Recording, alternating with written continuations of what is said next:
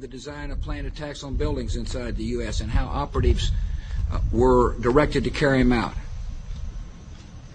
That is valuable information for those responsibility to protect the American people. He told us the operatives had been instructed to ensure that the explosives went off at a point that was high enough to prevent people trapped above from escaping.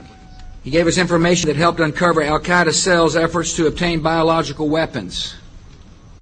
This is Building 7, a 47-story skyscraper that fell on the afternoon of September 11th. The government says that fire brought it down. However, 1,500 architects and engineers concluded it was a controlled demolition. Over 6,000 of my fellow service members have given their lives. And thousands of my fellow first responders are dying. I'm not a conspiracy theorist. I'm a structural engineer. I'm a New York City correction officer. I'm an Air Force pilot. I'm a father who lost his son. We're Americans, and we deserve... I lost my husband. My son. My uncle. My nephew. September 11th, 2001. Most people don't know a third tower fell that day. The government says fire brought it down. The collapse of World Trade Center 7 was primarily due to fires. I, along with 1,400 other architects and engineers, have found the government's conclusion to be physically impossible. Impossible. We need the truth about what happened that day. Go to rememberbuilding7.org. Why it fell, why it matters, and what you can do.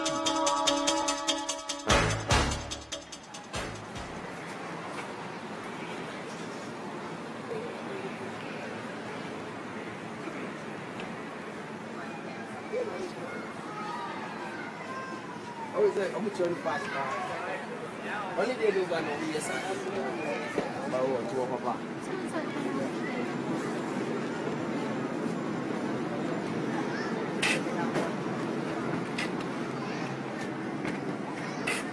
Let's see.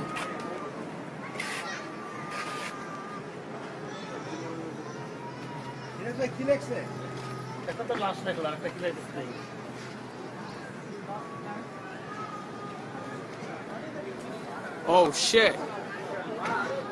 What did you write?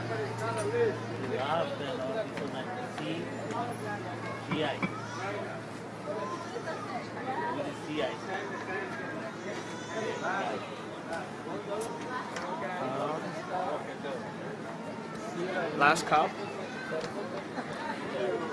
Making good money for the store. They're supposed to make breakfast.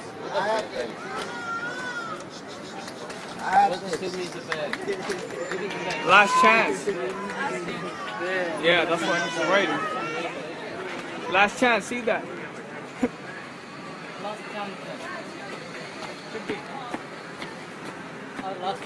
Yeah, I think chance. Yeah, I think chance though. You are taking a chance to say it can. Yeah. Last chance to see last chance. Wow, this guy is crazy.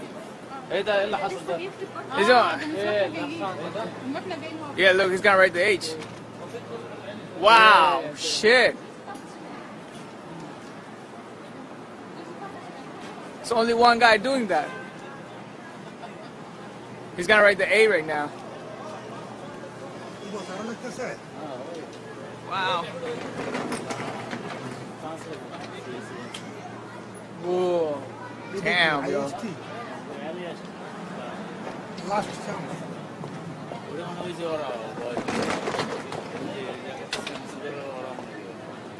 Oh, I think she wants to do it.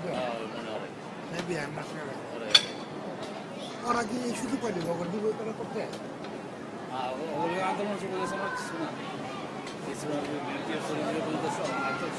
Damn. Oh. Wow, yeah, it's last chance. I'm on a day.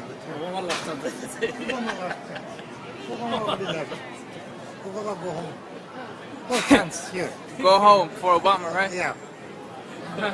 Go home, that's the last chance. Yeah. Work hard or go home. Obama finish.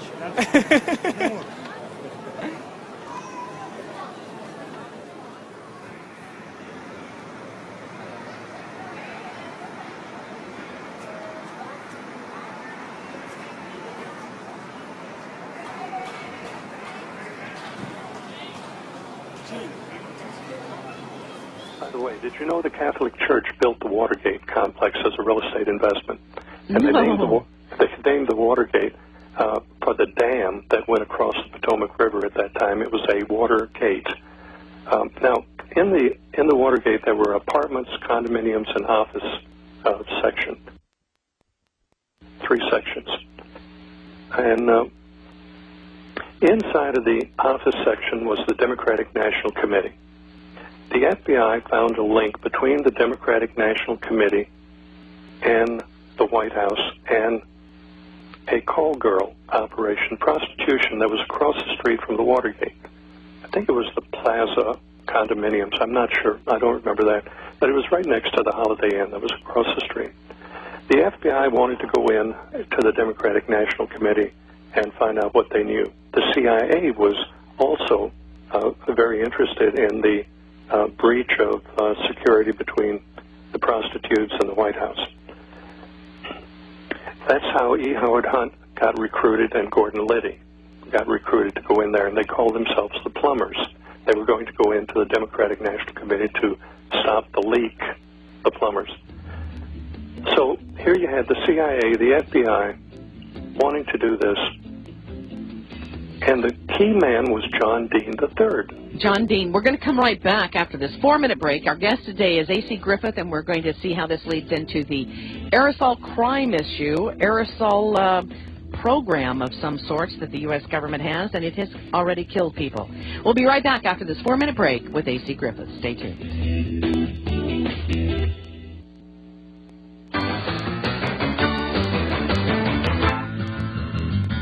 All right, here we go, folks. Welcome back to the Monday edition of the Power Hour. Coming up on 25 minutes past the hour, whatever hour you're sitting in. And, folks, hold on to your hat. You know, there are a lot of folks out there that have been talking about this chemtrail, contrail issue for, 10, 12 years, at least that. And now we're just now starting to get some real information that's coming out. Welcome back to the Power Hour. This is Dave. And Joyce. And our guest today is A.C. Griffith. As I told you earlier, he had the highest clearances. He was involved with the CIA. He is doing what he believes needs to be done today by telling the truth about these aerosol, whatever you want to call them. What is this aerosol mixture and why? Of course, that's the big question.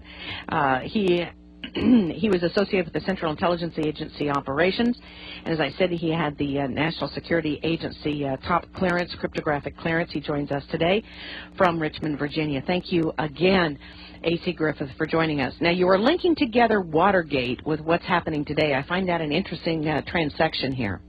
I wanted to paint a picture of the background of the people and what the people are capable of and how it works. If you look at the bottom line of anything, you're just going to see the bottom line. But if you have an understanding of the nature and how things operate and how agencies operate, that's something that most people have no clue about, and they wouldn't believe it if you told them. But let me go back. We're running out of time, so I'm going to talk. You talk slow, and I'll talk fast, Joyce. I told Joyce earlier to talk slow to me today, so that was that joke. That was the only caveat. If I come on the show, you have to talk slow. Okay, go ahead. Okay, so the Watergate thing was about the prostitution and the connection to the White House, and the White House connection was John Dean III. He was the counsel to the president. He was the president's lawyer. Well, John Dean had an affair going with one of the girls. Maureen Elizabeth Kane Owen Benner was her name. Later married the girl, and her name now is Maureen Elizabeth Kane Owen Benner Dean. So John Dean at the White House wanted to protect her. So he turned on Liddy and E. Howard Hunt and all the people. He even turned on the president. And they bought his testimony against the president. And that kind of in a nutshell, oversimplified, of course, is how Nixon was brought down. Nixon came into the game later. He probably had actually little to do with the actual manipulation. He was manipulated into that. And the CIA was involved in that, and the FBI was involved in it. Fast forward again to the Iranian-Contra. The body count with the Clinton body count in Mena Airport, Arkansas, was about 75 people that was suicided. The CIA operated that whole thing at the Mena Airport. They put in Rich Mountain Aviation Company, a CIA front, and brought aircraft in from all over the world for refurbishing. Barry Seals showed up again. You remember Barry Seals now with the Kennedy thing and Carlos Marcello, the drug dealer. Barry Seal got a KC-123 out of Wright-Patterson, running guns to South America and drugs back. They were dealing in hundreds of tons of drugs. It was so many drugs, it was like freight trains loaded with drugs. And 75 people that got in the way were taken out, including Vince Foster and all of those people. Noticed an interesting thing. Admiral Jeremiah Border, he was the chief of naval operations. He was a Jewish man. He enlisted in the Navy when he was 17 years old, stayed an enlisted man for 6 years, and then went up in the ranks to become the #1 naval officer for the United States Navy. He was chief of naval operations. Well, unexpectedly one night he decided to suicide himself in his house, and he shot himself twice in the chest with a shotgun. That's quite a feat. Yes, it is. Now, he was the chief of naval operations, and he opposed the chemtrail project. Then the chemtrail project started after Admiral Borda was replaced. Jeremiah Borda. He was a dedicated man. He was a sincere man. He was a good man. So you're seeing a picture of how this thing operates. The CIA finances projects with monies earned elsewhere. The monies that go into CIA projects don't necessarily come out of congressional appropriations. And I will tell you that the Congress as a whole is completely oblivious to the aerosol program. They are afraid to ask. I had an meeting with the administrative aide of a congressman. He drove all the way to Richmond from Washington to meet with me. And we spent about an hour. I gave him a complete overview presentation. He looked at me, stood up, and he said, "What do you expect me to do, Griff? They would lie to me, too." That was his exact words. And I shook his hand and hugged the secretary and left. And that was it. That tells me that the Congress, I know for a fact the Congress is out of the loop. Dennis Kucinich. Okay, we're going to come back from this break. We've got a 3-minute break, then I'm going to let him run with it for 20 minutes. You're hearing from A.C. Griffith here today, and the subject is the purpose of chemtrail aerosols. Ladies and gentlemen, you're getting an earful, and you might want to re-listen tonight on Channel 152 XM Radio. We'll be right back. 3 minutes. We're talking to A.C. Griffith today. He is an individual who has taken it's been a lot of time that he has done in research of this subject, years and years of research. He was associated with the National Security Agency, had a top-secret cryptographic clearance, and he joins us today to help us understand what is in those chemtrail aerosols. And thank you very much again, AC, for joining us. Well, let's talk about the chemtrail aerosols, because you did significant research, got into the program itself. And, sir, what did you learn? It's not that simple, Joyce. It's a very complicated thing. You must know the people. You must know what they're capable of. You must know their operation, their intent. You must realize that you're dealing with people with no faces that haven't been elected. You don't know who they are. You don't know what they're putting in those aircraft. The security on the substance going into the aircraft, there's very little security on that. Whatever somebody puts in the aircraft is going to come out of the aircraft. That's a real concern. The Environmental Protection Agency has been told to keep their nose out of it. On the state levels, the state various here in Virginia, it's the Department of Environmental Quality. I was told by high people in that they were told to leave it alone. Don't look at it. Don't look at the air quality when it comes to the aerosols. Look at talk about ozone levels and things like that. Well, you mentioned that you had talked to one congressman, and then you mentioned Representative Kucinich as we were going to the break. Yes, he introduced H.R. 2799, I believe that was it, and it was he was called aside and told to take it out, and he did, and he got very quiet about it. I can't tell you enough that this is a very dangerous thing to get into. It's very dangerous to talk about this. As long as people talk about the normal stuff on the internet, they're okay. The agencies have been told to leave this alone. Now, as in the Watergate and some of these other projects that I mentioned, everybody involved thought they were doing it in some different reason. They didn't know what it was about. everybody was going in different directions, and that's